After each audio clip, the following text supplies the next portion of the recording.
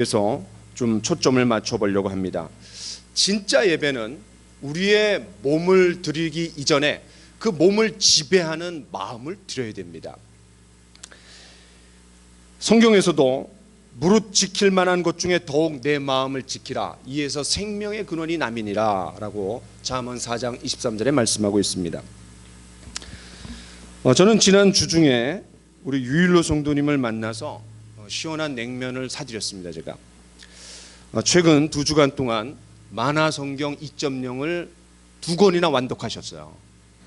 여러분, 만화성경이라고 우습게 생각하시면 안 됩니다.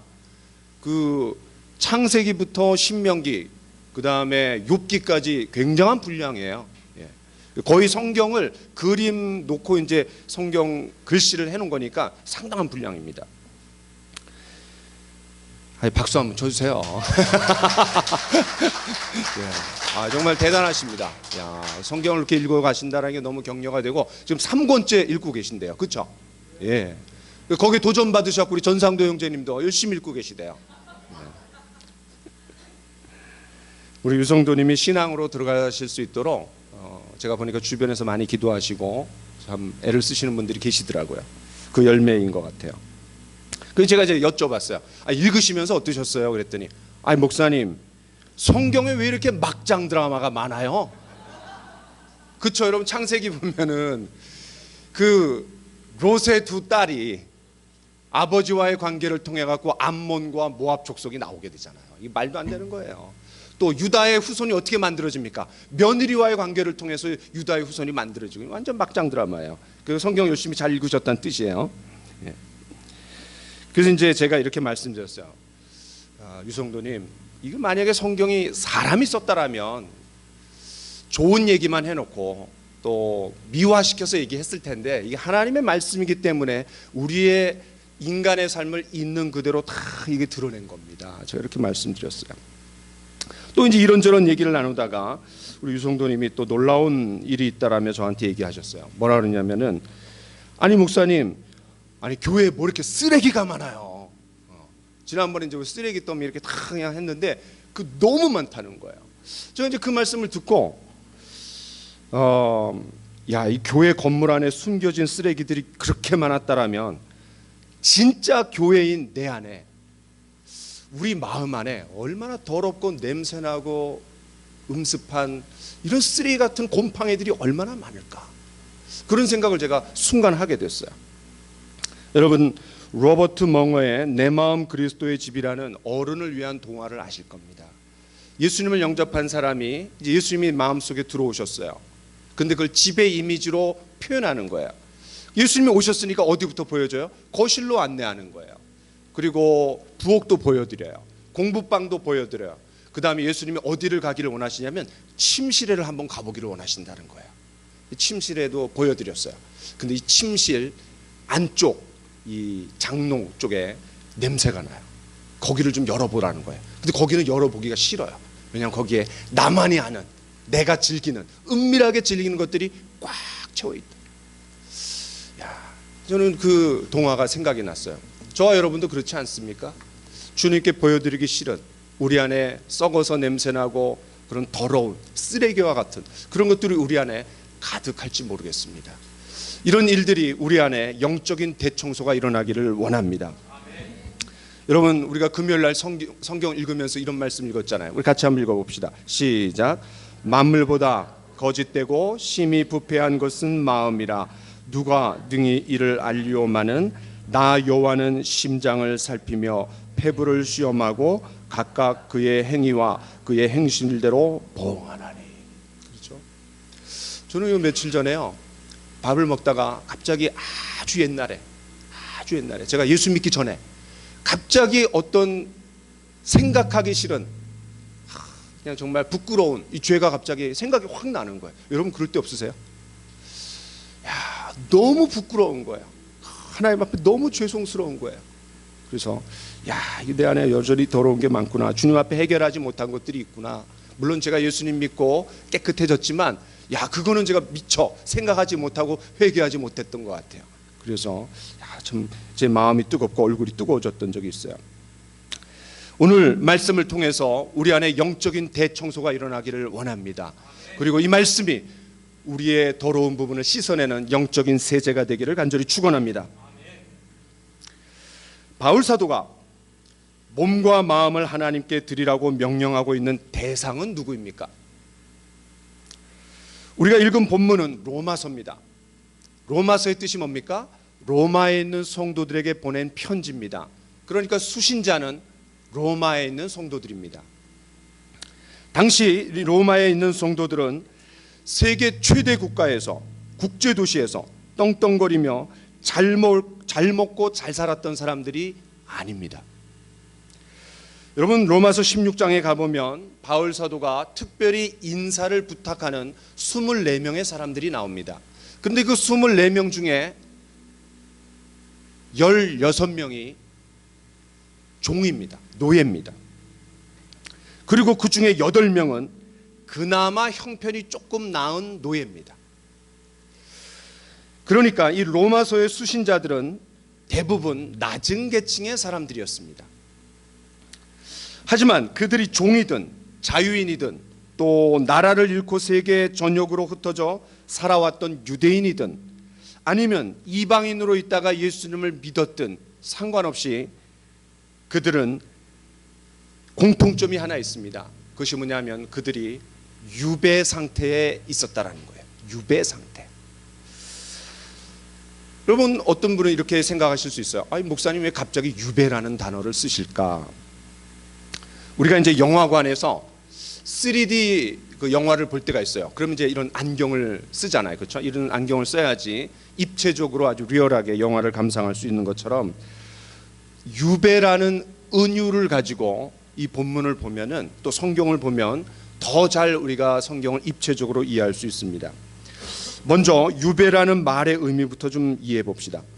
여러분, 이 유배라는 단어는 성경을 이해하는 중요한 키워드 중에 하나입니다. 왜냐하면 이 남쪽 유다 나라 사람들이 바벨론이 침략해 와갖고 유배당했어요. 포로로 잡혀갔어요. 저 북쪽 갈대아 지방의 바벨론이라는 그런 강대국의 침략을 받아서 나라를 잃고 비참하게 오랜 시간 동안 살아가게 됩니다. 그 이후로 2500년 동안, 왜냐하면 그게 BC 586년에 일어난 사건인데 그 이후로 AD 1948년에 이스라엘의 나라가 세워졌기 때문에 2500년 동안 이스라엘 백성들은 유배의 삶을 사는 거예요. 그러니까 예수님 당시에도 사실은 유배 기간이에요. 왜냐하면 전 세계 사람들이 흩어져 있기 때문에. 이 바벨론 포로로 잡혀갔던 사람들은 한순간에 삶의 중심부가 아닌 삶의 주변부로 밀려났습니다. 당연하지 않겠어요? 포로로 잡혀갔으니까. 그들은 고향 땅을 그리워하면서 한평생 유배지에서 살아야만 했습니다. 이렇듯 이 유배라는 개념은 물리적이고 강제적인 개념 때문에, 추방 때문에 자신의 조국으로부터 유리된 사람들, 또 어쩔 수 없이 이 지리적인 이동이 불가피한 사람들을 가리키는 용어가 유배입니다. 그런데 이 유배라는 개념은 단순히 지리적인 이동을 가리키지는 않습니다. 그거를 뛰어넘어서 그 이상의 의미로 확장될 수 있습니다. 어떤 의미냐면 문화적으로 또 영적으로 우리가 유배의 생활을 할 수가 있습니다. 예를 들어서 우리가 지배적인 주류 문화에서 이방인임을 느낄 때, 또 지배적인 가치가 우리 자신의 가치와 충돌하는 그런 적대적인 상황에 있을 때 우리는 유배지에 있다라고 느낄 수 있습니다. 굳이 외세의 침략에 의해 포로로 잡혀가지 않더라도 우리는 문화적으로, 영적으로 유배지에 있다라고 느낄 수 있다라는 말이에요.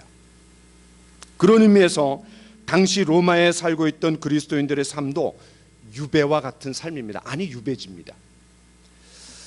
여러분, 성경에 이런 말씀이 있습니다. 그러나 우리의 시민권은 하늘에 있는지라 거기로부터 구원하는 자 곧 주 예수 그리스도를 기다리노니.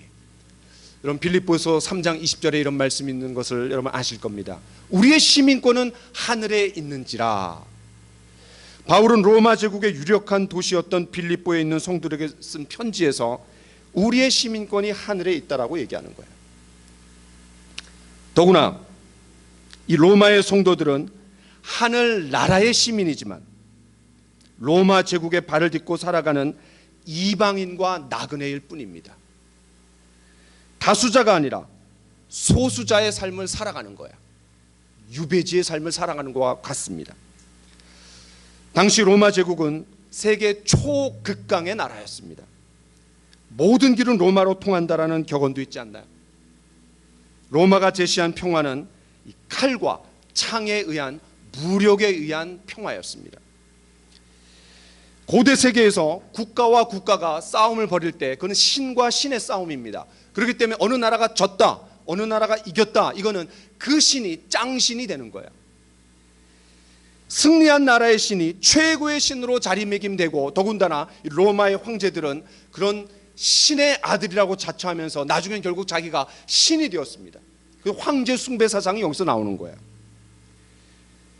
그러나 이 로마 시민권자들이 그곳에서 살아가고 있는 그리스도인들, 그 그리스도인들은 당시에 로마 시민권자들이 가졌을 자부심과 긍지 밑에서 얼마나 짜부러들었겠어요.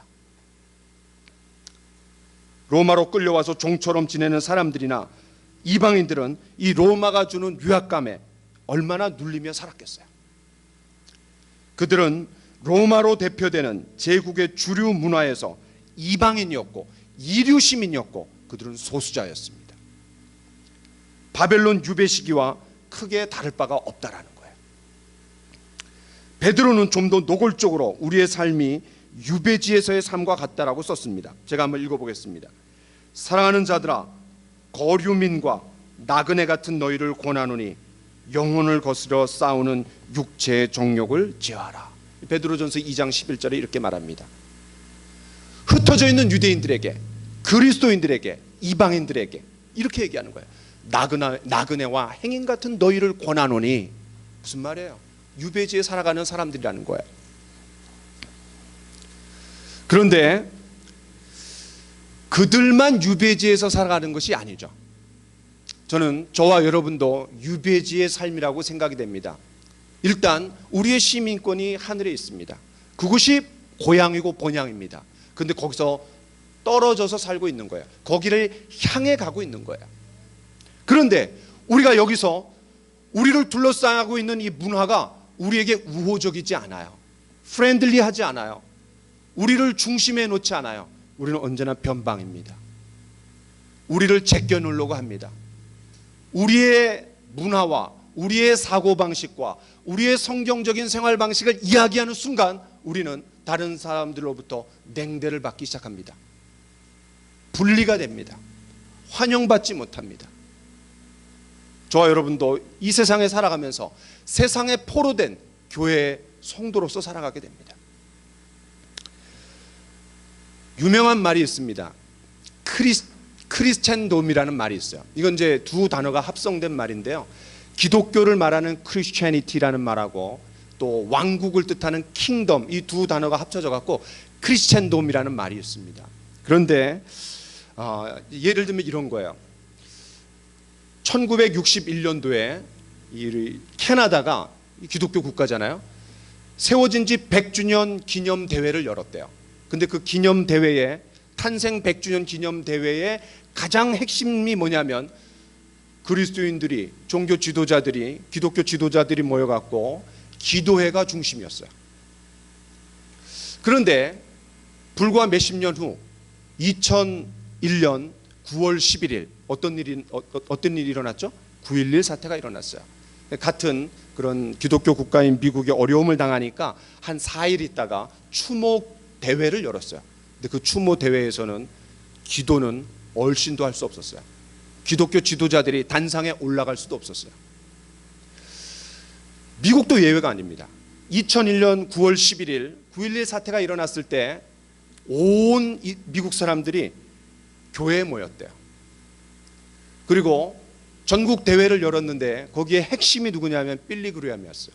이 빌리 그레함이 설교하면서 많은 사람들에게 위로를 전했어요. 그런데 정확하게 10년 후 10주년 추모 대회를 열었어요. 그때는 교회에서 열지 않고 양키 스타디움에서 열었어요. 그리고 거기에 주 강사는 오프라 윈프리였어요. 어느 기독교 지도자도 초대받지 못했어요. 이건 뭘 얘기하냐면 전에는 기독교 국가였어요. 근데 이제는 기독교가 중심부를 차지하지 못하고 계속해서 외부로 주변부로 밀려나고 있다는 거예요. 이게 캐나다와 미국만 일어난 일입니까? 저는 한국도 마찬가지라고 생각이 됩니다. 여러분 80년대 이전까지만 해도 교회가 문화를 선도했습니다. 제 기억으로 중고등학교 형님들이 문학의 밤을 하면요, 야, 이게 그렇게 많은 그냥 그 교복을 입은 이 여고생들, 여중생들이 그렇게 많이 왔어요. 교회 안 다니는 애들도 그렇게 많이 왔어요. 그래서 그 구경하러 저도 많이 갔습니다. 대부분의 대중 가수들과 또 배우들이 이 교회를 통해서 자신들의 끼를 발산하곤 했습니다. 그럼 박남정 아시죠? 박남정이 어디 출신이에요? 월드비전 출신이에요. 월드비전에서 훈련받아갖고 유명한 댄스 가수가 됐어요. 여러분 독재 정권 하에서 교회와 성당은 그 시대의 양심 노릇을 했습니다.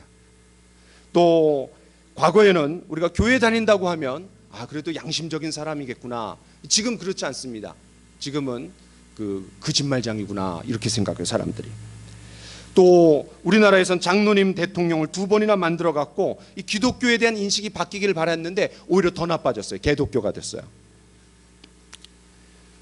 이제는 중심부가 아닌 주변으로 밀려나고 있고 이 지배적인 문화에서 주류가 아니라 이방인이고 이 세상은 기독교 신앙의 우호적이라기보다는 혐오적이고 적대적으로 바뀌어가고 있습니다. 이 세상 한복판에서 우리가 신앙의 가치를 드러낼 때 우리는 이방인 취급당할 때가 많이 있습니다. 그래서 종교 얘기랑 정치 얘기를 하지 않아요, 사람들이. 왜냐하면 사람들이 싫어하니까. 바벨론에 유배되어 살아가던 사람들이 고향 땅을 그리워하며 살아갔던 것처럼 우리도 영원한 저천국의 시민권을 가진 자로서 이 땅에서 정착지가 아니라 거류자요 나그네로서 살아가고 있지 않습니까? 때문에 이 바울로부터 로마서를 받았던 당시 성도들이나 지금 저와 여러분도 사실은 크게 다르지 않다고 생각이 됩니다. 이런 맥락에서 보면 아담과 하와 때부터 유배지의 삶이에요. 왜? 거기서 추방을 당했잖아요. 그래서 이 성경은 이 유배라는 단어, 포로라는 단어가 굉장히 중요한 성경을 이해하는 그런 포인트입니다. 자, 그럼 이제 이런 배경을 좀 깔고 본격적으로 좀 살펴봅시다. 오늘 성경은 그런 유배지의 삶, 포로와 같은 삶, 영원한 저천국을 향해서 본향을 향해서 나아가지만 이류 시민으로서, 나그네로서, 거류민으로서, 소수자로서 냉대받는 삶, 그런 삶 가운데 충분히 우리가 그 세대의 영향을 받을 수 있다라는 거예요. 거기에 동화될 수 있다라는 거예요. 그거를 따라 모방하기 쉽다라는 거예요. 그 주류 문화에 압도되어서 그 주류 문화와 타협하고 동화되어서 살아가기가 쉬운 그 사람들에게 바울 사도는 이렇게 말합니다. 너희는 이 세대를 본받지 말아라. 이 짧은 한 구절 안에 부정의 명령과 긍정의 명령이 동시에 있습니다. 부정의 명령이 뭡니까? 이 세대를 본받지 말아라. 그 다음에 뭐라 그래요? 하나님의 선하시고 기뻐하시고 온전하신 뜻이 무엇인지 분별하도록 하라. 그 중간에 너희 마음이 새롭게 변화를 받아야 된다. 이렇게 얘기하는 거예요. 바울 사도는 그 당시의 상황을 아주 날카롭게 분석하면서 성도들에게 강하게 도전하는 거예요. 너희는 이 세대를 본받지 말고 마음을 새롭게 함으로 변화를 받아라. 이렇게 말하고 있는 거예요. 우리가 앞서 말했지만 우리의 몸을 드리기 위해서는 사실은 더 중요한 게 마음을 드리는 거예요. 왜? 몸을 지배하는 게 마음이잖아요. 또 인간은 모방하는 본성이 있습니다. 그런데 이 모방의 방향이 크게 두 가지예요. 첫 번째는 세상을 따라가려고 하는 겁니다. 또 하나는 말씀의 원리를 따라 예수님의 삶을 모방하려고 하는 거예요. 이 두 가지가 늘 충돌하는 거예요. 그런데 이 당시 성도들은 로마 제국의 심장부에서 제국의 주류 문화에 휩쓸려 가고 있었던 것 같아요. 그렇지 않고서 바울 사도가 너희는 이 세대를 본받지 말아라 이렇게 얘기했겠어요? 그럴 위험성이 있었고, 아니 그렇게 그들은 닮아가고 있었던 거예요. 자, 그렇다면 당시 성도들의 삶을 위협하던 그 세대의 대표적인 세속적인 가치관이 어떤 것들이 있었는지 대략 한 세 가지를 좀 살펴보려고 합니다. 첫 번째는 힘의 논리가 지배하는 사회입니다. 당연하겠죠. 그 시대의 슬로건이 뭡니까? 팍스 로마나, 로마가 주는 평화란 뜻입니다. 팍스 로마나. 이 평화는 칼과 창, 무력으로 만들어진 평화입니다. 그렇기 때문에 이 평화는 가시적이고 세상적이고 물질적이고 일시적이고 그런 평화예요. 힘이 주는 평화예요. 두 번째는 쾌락의 물질 문화입니다. 절대로 무너지지 않을 것 같던 1000년이나 지속이 되었던 로마 제국이 균열이 생겼습니다. 초강대국인 로마가 무너졌어요. 뭐 때문에 무너졌냐면 3S 때문에, 세 가지의 S 때문에 쓰러졌어요. 첫 번째는 뭐냐면 스포츠입니다. 두 번째는 사우나입니다. 세 번째는 섹스입니다. 3S. 여러분 한번 생각해 보세요. 글래디에이터, 검투사죠. 또 많은 이 그리스도인들이 콜로세움 원형 경기장에서 맹수들의 밥이 되어갖고 죽어갔어요. 근데 많은 사람들이 그걸 보고 낄낄대며 웃었어요. 스포츠였어요. 스포츠. 얼마나 많은 사자나 호랑이들에게 물려서 또 찢어져서 죽었습니까? 또 그 당시에 이 스포츠가 굉장히 성행됐어요. 왜냐하면 뭐 더 이상 집어먹일 삼킬 나라가 없어요. 그러니까 사람들의 마음을 기쁘게 해줄 수 있는 게 뭐냐면은 스포츠였어요. 근데 오늘날도 비슷한 것 같아요. 여러분 독재 정권 때 뭐가 만들어졌어요? 프로스포츠단이 만들어졌어요. 전두환이 그 만들어준 거예요. 그리고 사람들이 거기에 그냥 확 휩쓸려 갖고 정치에 관심을 갖지 않도록 사람들의 관심을 스포츠에 집중시켜서 취하게 만들려고 하는 거예요. 또 로마 황제가 16명인데 그 중에 14명이 동성애자였어요. 굉장히 심각한 거예요. 그러니까 이 로마가 망하는 거예요. 세 번째, 우상 숭배의 시대였습니다. 제가 아까 말씀드렸던 것처럼 그 시대는 나라와 나라가 싸우면 신과 신과의 싸움이기 때문에 승리한 나라의 신이 최고의 신이 되는 거예요. 황제는 그 신의 대리자이기 때문에 역시 신으로 초앙받았어요. 더구나 로마는 수많은 나라들을 힘으로 제압했기 때문에 상당히 포용 정책을 썼어요. 다시 말해서 로마로 끌려오는 사람들이 사회에 문제를 일으키지 않는 한 거기서 자신들의 신을 허용해 줬어요. 그러니까 이 당시의 로마는 모든 신들의 각축장이었어요. 각축장. 무슨 말입니까? 마치 대형마트 진열장에 이 상품이 진열되어 있는 것처럼 다양한 신들이 진열되어 있어 갖고 구매자들의 선택을 기다리는 상황이었어요. 거기에 돈의 신도 있고 쾌락의 신도 있고 권력의 신도 있고 또 미의 신도 있고 성공의 신도 있고 각종 종교의 신들이 이 구매자들의 구매욕을 자극하고 있었어요. 이런 상황 속에서 로마 제국의 시민들과 어울려 살아간다는 것은 우상 숭배와 다름없는 그런 시민 행사에 참여하는 것이 너무나 자연스럽고 그러다 보면 동화되고 거기에 타협하고 거기에 따라갈 수 있었던 거예요. 그러나 저는 로마 제국 시대나 지금이나 크게 다르지 않다고 생각이 됩니다. 오늘날 이 시대의 유배지로서 살아가는 우리를 위협하는 세속적인 가치관들도 결국 대동소이합니다. 힘의 논리가 지배하는 세상, 이것이 오늘날 무엇으로 둔갑했죠? 막강한 힘은 없어도 돼요. 조금만 힘만 있어도 갑질합니다. 남보다 조금이라도 더 가지려 하고 그 갖고 있는 것으로 온갖 갑질을 합니다. 남보다 더 가져야 갑이 될 수 있습니다. 그것이 돈이든 권력이든 정보든 뭔가 남보다 내세울 수 있는 것이 있어야 된다라고 각자가 생각하는 거예요. 두 번째는 이 향락과 쾌락을 일삼는 문화. 한번 생각해 보세요. 지금은 과거보다 더하면 되었지 결코 덜하지 않습니다. 뭘 소유하고 있느냐가 그 사람의 존재를 결정한다고 생각해요. 사람들이 내가 뭐를 가지고 있는가, 가진 걸로 그 사람을 평가합니다. 또 쾌락은 어떠합니까? 동성애만 봐도 그래요. 동성애가 인권이라는 이름으로 거리에서 활보하고 있어요. 인권이라는 이름으로. 여러분, 동성애가 인권이라는 이름을 가지고 나오면 우리가 어떻게 할 수가 없어요. 그걸 이용하는 거예요. 악용하는 거예요. 이제는 동성 부부들이 아이를 낳을 수 없으니까 아이를 입양하겠대요. 좋다 이거야, 입양해. 근데 그 아이는 누구한테 엄마 아빠라고 불러야 돼요? 그 아이의 인권은 전혀 고려하지 않는 거예요. 자기들의 인권을 주장하면서. 여러분, 에이즈의 감염의 제1경로가 뭡니까? 호모섹스입니다. 그래서 미국이나 일본에서 질병관리보호소에서 1년에 한 번씩 그 나라의 모든 질병에 대해서 보고를 하는데 거기에 에이즈가 나오는데 그 에이즈에 이렇게 나옵니다. 이 에이즈의 감염 제1경로는 동성애입니다. 근데 이상해요. 우리나라는 이거를 얘기하지 않아요. 우리나라도 1위인데 얘기하잖아요.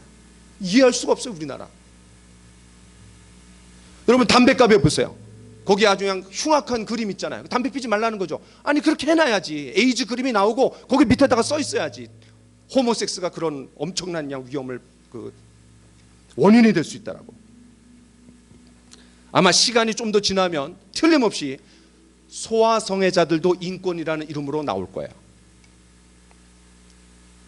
여러분, 인터넷과 핸드폰을 이런 각종 기기 때문에 저질 퇴폐 영업소, 또 저질 만남들이 중고등학교 아이들에게, 아니 초등학교 그냥 채팅창에 나오고 있잖아요. 굉장히 심각해요. 우상 문화를 한번 생각해 봅시다. 얼마나 많은 우상들이 판을 칩니까? 돈의 우상, 쾌락의 우상, 명예의 우상, 또 외모의 우상, 권력의 우상, 게임의 우상. 그런데요, 우상은요 다른 게 아니에요. 나의 원함을 인격화한 게 우상이에요. 여러분, 하나님보다 더 높이 그 자리를 차지하고 있는, 다시 말해서 하나님의 자리를 대신하고 있는 게 우상이에요. 그러니까 눈에 보여지는 불상 이런 것만이 우상이 아니라 우리는 우상이 많이 있을 수 있습니다. 심지어는 내 자식도 우상이 될 수 있는 거예요. 왜? 하나님의 자리를 대신하고 있는 게 내 자식이라면 그 우상이죠. 내 남편이 우상이 될 수도 있겠죠. 내 아내가 우상이 될 수도 있겠죠. 심지어는 목사가 우상이 될 수도 있어요. 하나님의 자리를 목사가 대신 차지하고 있다고 봐요. 그건 우상이죠. 그런데 그런 모든 우상들은 결국은 내 마음속에 원하고 바라는 것을 인격화해 놓은 게 그게 우상이에요. 결국 우상은 누굽니까? 나입니다. 나를 섬기고 살아가는 거예요. 나를. 이 우상의 문제는 너무 심각하기 때문에 제가 5가지로 좀 더 정리를 해보려고 그래요. 그러면서 여러분 자신을 한번 영적으로 스캔해 보기를 원합니다. 첫 번째는 성공의 우상이에요. 성공의 우상. 얼마나 많은 사람들이 성공이라는 신기루를 쫓아 살아갑니까? 잡히지 않은 파랑새처럼 이 성공을 쫓아서 살아갑니다. 성공이 신이 되어버렸어요. 하나님의 영광을 위해서 하나님을 높이며 살아가야 되는데 그 하나님을 이용해서 자기 야망 성취를 위해서 살아가는 사람들이 많이 있습니다. 여기에는 종교 지도자들도 예외가 아닙니다. 저도 예외가 아닙니다. 목회 성공이라는 야망, 또 나의 신앙 성장을 위해서 겉으로는 그렇게 표현하지만 우리의 야망을, 우리의 욕구를 충족하기 위해서 하나님을 이용하는 그런 사람들이 얼마나 많습니까? 우리는 뭐 세상 사람들은 말할 것도 없고요. 우리 자신을 한번 돌아봅시다. 예수님도 주여 내 뜻대로 마옵시고 아버지의 뜻대로 되기를 원하나이다. 주님도 그렇게 기도하셨다라면 저와 여러분 안에 우리의 야망 성취를 위해서 우리의 뜻이 얼마나 많습니까? 교회 안에도 우리의 신앙 안에도 이 성공의 우상이 무섭게 뙬리를 틀고 있는 거예요. 두 번째는 안락함의 우상입니다. 시대가 좋아지면 좋아질수록 편의주의, 안락함이 우상이 되어갑니다. 왜냐하면 우리 안에 있는 근본적인 고통의 문제는 해결할 길이 없어요. 그런데 과학기술 문명에 의해서 자꾸 편해집니다. 편리함이 와요. 그러다 보니까 사람들이 그런 고통의 문제를 이 세상의 편안함과 안락함으로 해결하려고 해요. 그리고 그것이 마치 해결책인 양 그렇게 착각합니다. 예를 들어서 낙태라든지 자살이라든지 안락사라든지 마약이라든지 또 쉽게 아주 이혼할 수 있는 환경, 단기적으로는 우리의 고통을 완화시켜 주는 것 같습니다. 그러나 장기적인 고통으로 들어가는 진입로입니다.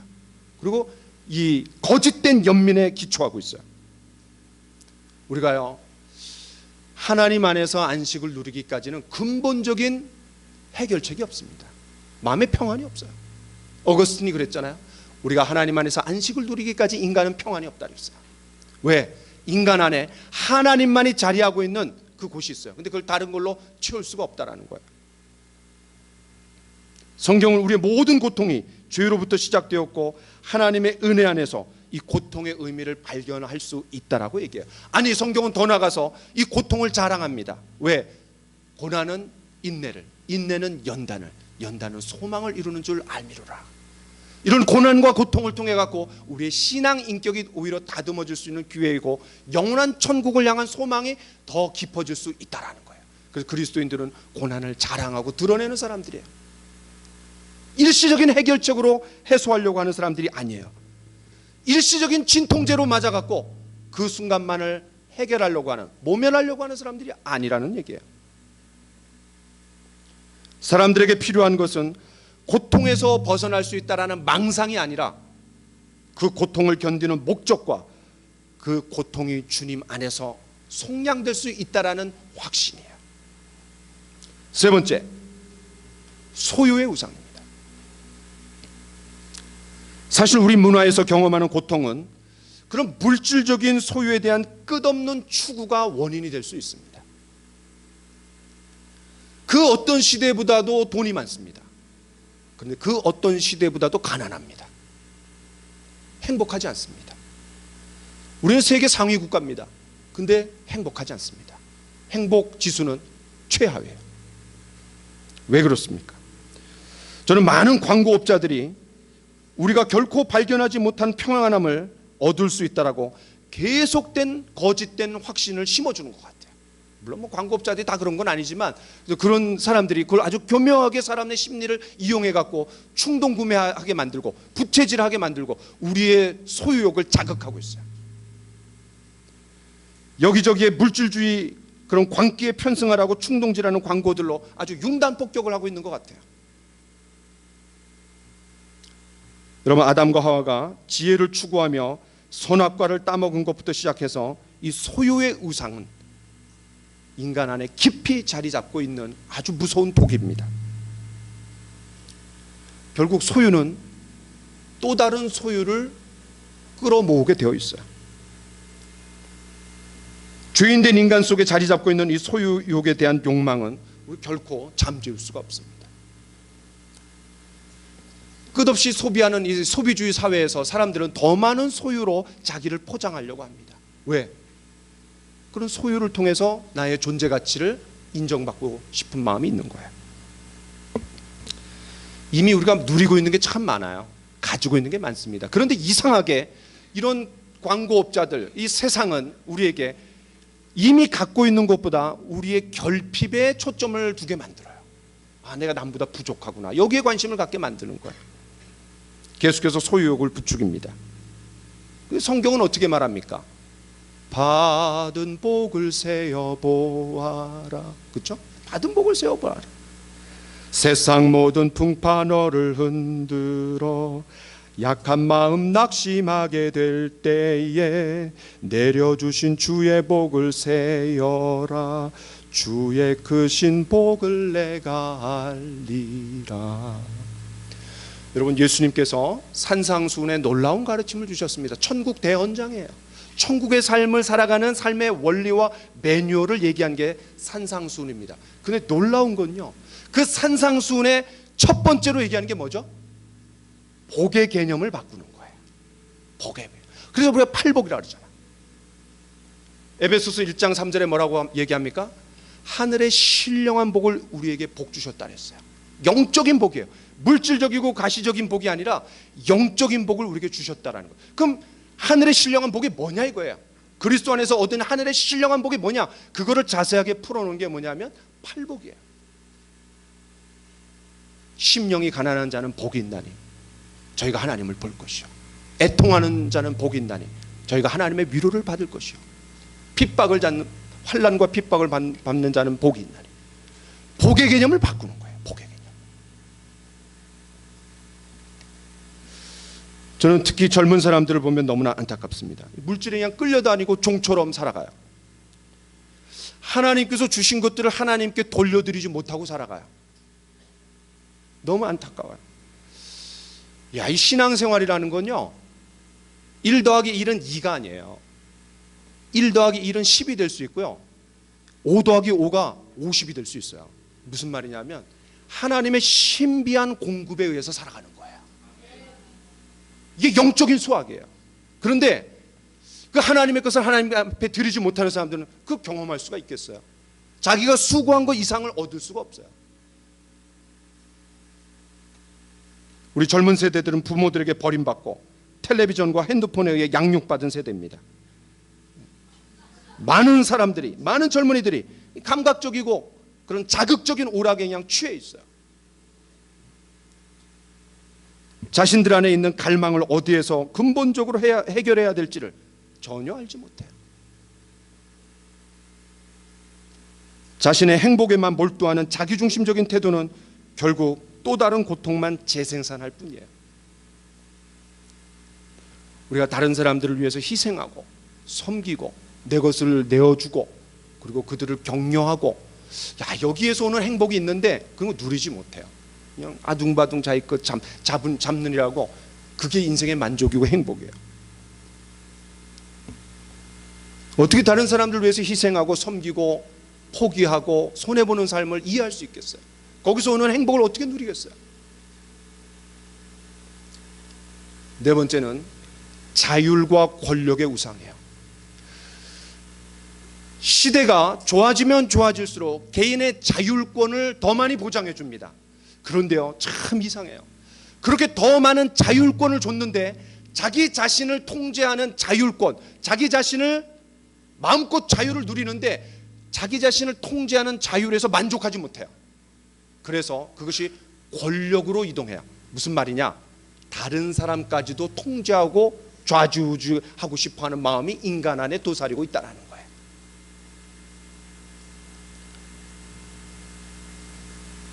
많은 사람들이 정보를 축적하려고 합니다. 자료를 축적하려고 합니다. 그런데 그것은 자신들의 삶을 통제할 뿐만 아니라 다른 사람의 삶도 제어하고 통제하겠다라는 거예요. 그런 음흉한 마음이 있는 거예요. 현대 국가가 개인의 자유를 너무나 강조하고 조장했기 때문에 그 결과 모든 개인이 공동의 선에 대해서는 관심이 별로 없어지고 있어요. 철저한 이기주의고 개인주의입니다. 자신의 개인적인 행복만을 추구합니다. 어떤 사람이 이렇게 분석을 했어요. 제가 이걸 읽고 너무 충격을 받았어요. 왜냐하면 저도 여기 해당되니까. 한번 들어보세요. 이것은 가정에서도 심각하다. 부모들은 다음 세대들에게 멘토링 역할을 포기해버린다. 자녀들을 방치하고 파괴적인 대중매체에 맡겨버린다. 수많은 젊은 세대들에게 자신들의 삶에 의미를 주는 뿌리 같은 이야기가 없기 때문에 행동의 토대가 되는 핵심적인 성격이나 개성이 없다. 그러니까 사람들이 점점 이 자아의 노예가 되어가고 있어요. 요즘에 텔레비전을 한번 보세요. 야, 애들이 이제 어디 텔레비전을 보는데 뭘 보냐고 그렇게 제가 봤더니 삼시세끼를 보고 있어요. 나는 제일 이해 안 되는 게 삼시세끼예요. 그게 왜 중요합니까?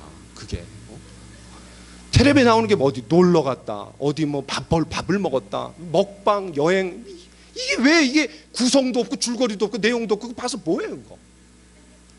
참 이해가 안 돼. 이거 왜 보냐 그랬더니 이걸 잘 봐야지 뭘 먹어야 될지를 알 수 있다는 거야. 아니 그거를 봐야지 우리가 먹고 사는 게 하여튼 여러분 권력욕, 야 우리 안에 권력욕이 있어요. 이 자율의 우상과 밀접한 연관이 있어요. 자신의 삶을 제어하는 것에서 만족하지 않고 다른 사람에게까지 그거를 손을 뻗치는 거예요. 자, 다섯 번째, 친밀함의 우상입니다. 친밀함의 우상. 우리 문화에서 다른 세계에 대한 갈망이 더 강해지는 것은 많은 사람들이 사랑이 가득한 가정, 또 가족의 지원, 진정한 사회적인 친밀감을 경험하지 못했기 때문입니다. 저는 이런 면에서 교회가 굉장히 중요한 것 같아요. 각 그룹마다 우리가 교제권이 있어요. 이 교제권에서 가정에서 부모가 주지 못했던 그런 하나님의 뜨거운 사랑을 성도들하고 나누는 것을 경험해야 돼요. 형제들은 형제들의 사랑 안에서 자기를 인정해주고 받아주고 지지해주는 걸 경험해야 돼요. 자매들은 자매들의 이런 사랑 안에서. 근데 어떤 형제들은요, 자매들의 사랑 안에서 만족과 유익을 누리는 사람들이 있어요. 이거 조금 문제가 있어요. 그런 사람이 있어요. 제가 신앙생활 하다 보니까 같은 형제 그룹에서 사랑과 친밀함을 경험해야 돼. 먼저 그걸 경험해야 되는데, 그거를 이성 그 교제권 안에서 먼저 경험하면 이게 앞으로 문제가 돼요. 이게 교회가 우리 그런 것들을 잘 우리가 제공해 줄 수 있어야 돼요. 교회 지도자들은 그런 것을 잘 알고 도와줄 수 있어야 돼요. 도와줄 수 있어야 돼요. 배우자나 부모나 친구로서 자신에게 완전히 헌신하는 사람은 그런 사랑을 어느 누구에게도 받아보지 못한 사람들이 되게 많다라는 거예요. 안타깝게도. 어떤 면에서 우리가 앞에서 언급했던 이런 우상들은요, 진정한 친밀감의 결핍에 큰 원인이 있다라고 어떤 사람이 분석했어요. 저는 되게 맞다고 생각이 돼요. 그래서 하나님의 친밀한 사랑을 우리가 경험하고 늘 누리는 사람은 다른 친밀감에 대해서 우리가 그거를 통제하고 제어할 수 있는 거예요. 근데 그게 안 되니까 다른 쪽에서 친밀감을 얻으려고 자꾸 눈을 돌리는 거예요. 부모가 아이들을 텔레비전이나 핸드폰에 앉혀놓는 거는 끝도 없는 아이들의 질문에 대답하는 데 시간을 쓴 것보다 쉽다. 어떤 사람이 이렇게 얘기했어요. 더 많이 소유하기 위한 시간 외의 근무가 자녀들과 놀아주고 가족이 함께하는 시간을 대신할 때가 많다. 다양한 즐거움을 추구하는 것은 자녀 양육의 지루함과 맞지 않다. 사람들은 자신의 권리에 대한 이기심 때문에 진정한 보살핌의 책임을 소홀히 한다. 우리 시대의 자화상 아닐까요? 우리 시대의 가정의 모습 아닐까요? 너무 그냥 살아가는데 급급한 나머지 자녀들에 대해서 소홀히 하는 거예요. 어떤 사람이 또 이렇게 얘기했어요. 얼마나 많은 사람들이 진정한 친밀감에 굶주려 있는가. 대중매체들이 한쪽으로 지나치게 치우쳐서 친밀감을 얻는 유일한 방법으로 무분별한 성관계를 제시한다. 성관계라는 건요, 인격적이고 신뢰의 관계 속에서 이루어지는 거지 그 외에서는 기초가 될 수 없어요. 젊은이들 잘 들어야 됩니다. 깊은 인격관계와 서로를 신뢰해주는 이런 관계 속에서 이루어지는 거예요. 가장 깊은 사랑의 표현인데 그거를 함부로 가죠. 함부로. 여러분, 이 시대의 슬로건이 뭡니까? 당신이 스스로 만든 것 외에는 진리란 없다. 이게 오늘날의 이 시대 포스트 모더니즘 사회의 슬로건이에요. 삶은 무의미하다. 그러니 많은 사람들이 삶의 의미와 목적을 모른 채 방황하며 살아가는 거예요. 인생의 진정한 의미와 목적을 모른 채 그냥 공허하게 살아가는 거예요. 모든 것이 우연이다. 이거 얼마나 황당해요. 우연에 맡겨진 인생이 우리 인생이라는 거예요. 여기서 진화론이 나오는 거예요. 여기서 모든 것이 힘겨루기이기 때문에 아무것도 믿지 말아야 된다. 어느 누구도 신뢰하지 않아요, 사람들이. 다섯 번째, 보편적으로 진리인 이야기는 없다. 무슨 말이에요? 그러니까 다 상대적인 가치관 가운데 살아가는 거예요. 나한테 유익이 되고 나한테 필요한 거면 다 맞는 거예요. 절대적인 진리가 없어요. 절대적인 진리. 우리의 삶을 고정해놓고 닻으로 고정해놓고 살아가야 될 절대적인 진리가 없기 때문에 많은 사람들이 이것도 해보고 저것도 해보고 그러나 공허해요. 여섯 번째, 한 번 지나가면 그뿐이니 즐겨라. enjoy life야. 무조건 즐기라는 거예요. 즐기는 게 남는 거라는 거예요. 말도 안 되는 거예요. 이처럼 참다운 삶의 의미와 목적을 모른 채 방황하면서 절망적인 삶을 살아가는 사람들에게 그 공허를 잊게 만들어주려고 온갖 세상에서 회개망측한 진통제를 얼마나 많이 만들어냅니까? 사람들이 거기에 취해 있어요. 마지막으로 새롭게 변화되어야 할 마음이에요. 우리의 마음과 생각을 사로잡아서 이 세대를 본받게 만드는 잘못된 가치관들, 각종 우상들이 너무나 많습니다. 2000년 전이나 지금이나 조금 더 그게 확대되고 더 좋은 기술이 개발됐을 뿐 근본적인 건 바뀌지 않았어요. 우리 마음이 어떻게 되어야 됩니까? 새롭게 되어야 합니다. 변화를 받아야 됩니다. 바울 사도가 뭐라고 얘기해요? 새롭게 되고 변화를 받으라는 거예요. 우리의 마음이 다 수동태입니다. 무슨 말이에요? 내가 스스로 새로워질 수 없어요. 내가 스스로 변화를 이끌어낼 수 없어요. 내가 차이를 만들어낼 수 없어요. 하나님에 의해서 변화되어야 돼요. 새로워져야 돼요. 하나님 도와주셔야 됩니다. 이 세대에서 우리를 건져주셔야 돼요. 공중의 권세 잡은 자와 또 세상 풍조와 육체의 욕심으로부터 우리가 벗어날 수가 없어요. 꽉 맞물려 있어요. 하나님께서 우리를 꺼내주시지 않으면 우리는 거기에 종처럼 살아가요. 하나님께서 우리의 마음이 새롭게 되도록 변화가 일어나도록, 그래서 세상의 문화와 가치관들 그리고 우상들을 거부할 수 있도록 우리에게 세 가지를 주셨어요. 첫 번째, 성령님을 보내주셨어요. 성령님이 우리 가운데 오셔서 세상 풍조를 거부하고 저항할 수 있는 마음을 주시지 않는다면, 우리 마음속에 그런 더러운 것들을 밀어내는 거룩한 불만족을 성령께서 주시지 않는다면 우리 안에 새로운 동기가 생겨날 수 없어요. 이게 그리스도인의 자부심과 긍지입니다. 성령님이 우리 안에 계시다라는 거예요. 우리 한 말씀 읽어봅시다. 시작. 너에게 주되 너희 육신에서 굳은 마음을 제거하고 부드러운 마음을 줄 것이며 또 내 영을 너희 속에 두어 너희로 내 율례를 행하게 하리니 너희가 내 규례를 지켜 행할지라. 자꾸 음란한 마음으로, 저질스러운 마음으로 바뀌어가니까 이스라엘 백성들이, 우리가 예레미야를 읽으니까 좀 그러잖아요. 너희가 산에서도 음란한 짓거리를 하고 또 이 거리에서도 음란한 짓거리를 하고 성전에서도 음란한 짓거리를 하고 하늘에서도 음란한 짓거리. 여기서 말하는 음란은 뭐냐면 이방 신들을 섬겼다라는 거예요. 그런데 어느 날 새 영을 너에게 주겠다. 새 마음을 너에게 주겠다. 내 영을 너에게 주겠다. 여기서 내 영이 뭡니까? 새 마음이 뭡니까? 성령을 통해 갖고 부드러워진, 딱딱하고 굳어진 마음을 새롭게 기경해 주시겠다라는 거예요. 이 말씀이 오순절날 마가의 다락방에서 성취되었습니다. 그 이후로 성령의 시대가 도래해서 우리 모두가 성령을 받고 우리가 새로운 마음, 변화된 마음을 가질 수 있게 되었어요. 두 번째로 하나님께서 주신 것이 있습니다. 하나님의 선하시고 기뻐하시고 온전하신 뜻이 무엇인지 분별하도록 하라. 하나님의 뜻이 나와 있는 게 뭡니까? 성경 말씀입니다. 성경 말씀을 하나님 우리에게 주셨기 때문에 이 말씀을 통해 갖고 세상의 가치관, 세상의 잘못된 것들을 분별해낼 수 있는 안목이 생기는 거예요. 여러분, 디모데전서 4장 5절에 뭐라고 얘기하고 있습니까? 하나님의 말씀과 기도로 거룩하여짐이라 그랬어요. 하나님의 말씀과 기도로 거룩해질 수 있는 방법은 다른 방법이 없어요. 두 가지밖에 없어요. 말씀과 기도.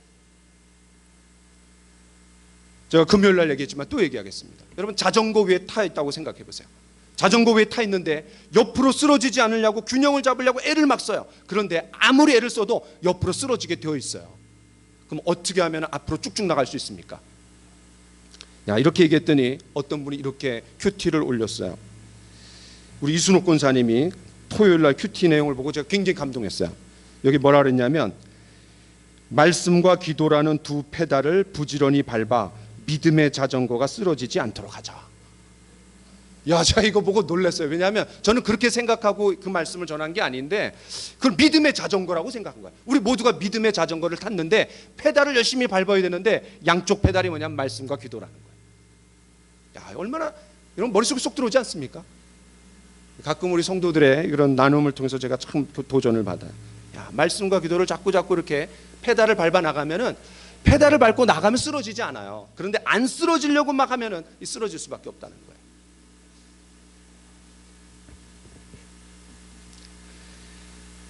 여러분, 이스라엘 백성들이 바벨론 포로로 잡혀갔어요. 잡혀가기 전에 그들의 삶의 중심이 뭘까요?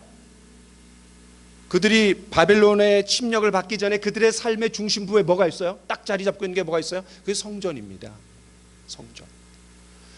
예루살렘 성전이 그들의 모든 삶의 중심이었어요. 그런데 성전이 파괴됐어요. 없어졌어요. 그들에게 엄청난 공허가 밀려왔어요. 그때 그들의 삶을 꽉 잡아주는 게 뭐였죠? 토라, 하나님의 말씀입니다.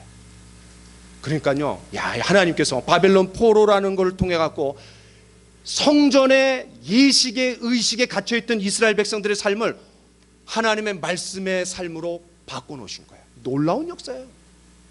합력하여 선을 이루시는 거예요. 두 번째가 뭐냐면, 그들이 성전에서 모일 수 없기 때문에 어디서 모여요? 회당에서 모이는 거예요. 회당. 유대인들 10명이 모이면 회당이 만들어져요. 이 회당이 교회의 기초가 됐어요. 그러니까 예수님이 오시기 전에 두 가지가 마련된 거예요. 말씀 중심적인 신앙. 그러니까 회당에서 누구나 가서 말씀을 가르칠 수 있었어요. 그래서 예수님이 오셔갖고 회당에 들어가갖고 이사야 말씀을 가지고 탁, 이 말씀이 오늘 너희에게 응하였다, 이렇게 말하는 거예요. 세 번째로, 하나님께서 우리에게 세상을 본받지 않고 새롭게 되고 변화를 받을 수 있는 방법을 주셨는데, 그게 뭐냐면 성도 간의 교제입니다. 우리가 어떻게 세상의 문화를 거부하고 저항할 수 있나요? 어떻게 대응할 수 있나요? 어떻게 대항 문화를 만들어낼 수 있나요? 어떻게 교회가, 신앙 공동체가 대조사회를 만들어낼 수 있나요? 이건요, 우리가 교제권 안에서 있을 때만이 만들어낼 수 있어요. 십자가를 중심으로 거기에 끌려온 사람들이 끈적끈적한 교제 가운데 우리가 묶여 있을 때, 그 교제를 통해서 세상을 이길 수 있는 힘을 얻고 지지 세력이 되는 거예요. 이처럼 우리가 이 세 가지 방법을 통해 갖고 유배지와 같은 이 세상에서 거룩하고 분리된 삶에 대한 헌신을 해나가야 돼요. 그것이 우리의 삶입니다. 여러분, 그렇게 했을 때 포로로 잡혀갔던, 바벨론 포로로 잡혀갔던 그 이스라엘 백성들이 나라를 잃고 성전을 잃고 이방 땅에 잡혀갔어요. 삶의 중심이 아니라 주변부로 밀려났어요. 그때 그들이 경험했던 게 뭡니까? 하나님이 그들과 함께 하시는 임마누엘의 하나님을 경험한 거예요. 무슨 말입니까? 하나님은 예루살렘 성전에만 계시는 줄 알았어요. 그런데 하나님이 어디에도 계셨어요? 다니엘하고도 함께 하셨어요. 사자굴에도 함께 하셨어요. 그리고 아닥사스다 왕에게 술관원으로 있었던 느헤미야에게도 함께 하셨어요. 에스더에게도 함께 하셨어요. 그때 그들이 충격을 받았어요. 하나님이 한 장소에 고착되어 계시는 분이 아니라 내가 살아가는 삶의 자리에 함께 계시는구나, 이거를 경험한 거예요. 여러분, 우리가 세상에 포로된 이 세상에서 유배지에서 살아갑니다. 비주류로 살아가요. 소수자로 살아가요. 그러나 여기서 우리가 누릴 수 있는 게 뭐냐면 하나님의 임재예요. 비록 내가 어려움 가운데 살아가지만, 세상 사람들이 나를 인정해주지 않지만, 주류 문화가 나를 거부하지만, 그러나 내가 하나님 의지하고 말씀의 원리대로 살아가고 성도들과 교제하고 믿음의 자전거를 힘차게 굴려나갈 때 하나님 우리와 함께 하시는 거예요. 여러분, 사도행전을 보세요. 예루살렘 성에, 성전에 대대적인 박해가 있어갖고 다 흩어졌어요. 뿔뿔이 흩어졌습니다. 심지어는 이 사울이 외국 성에게까지 가갖고 믿는 사람들을 잡아 죽이려고 대제사장으로부터 공문서를 받아가지고 가고 있었어요. 근데 그때 예수님 만납니다. 부활하신 예수님 만나요. 빛 가운데 예수님이 쫙 오셨을 때 사도 바울을 뭐라 합니까? 주여 누이시오니까. 주님 누굽니까? 당신 누굽니까? 그때 예수님이 뭐라고 얘기해요? 나는 내가 핍박하는 예수라. 좀 너무 은혜가 돼요, 이 말씀. 무슨 말이에요? 예수님이 예루살렘 성전에 갇혀 계신 것이 아니라 핍박당하고 있는 성도들과 함께 계시고 자신이 핍박을 당했다는 거예요. 다시 말해서 핍박받고 있는 성도들과 동일시하고 계셨던 거예요.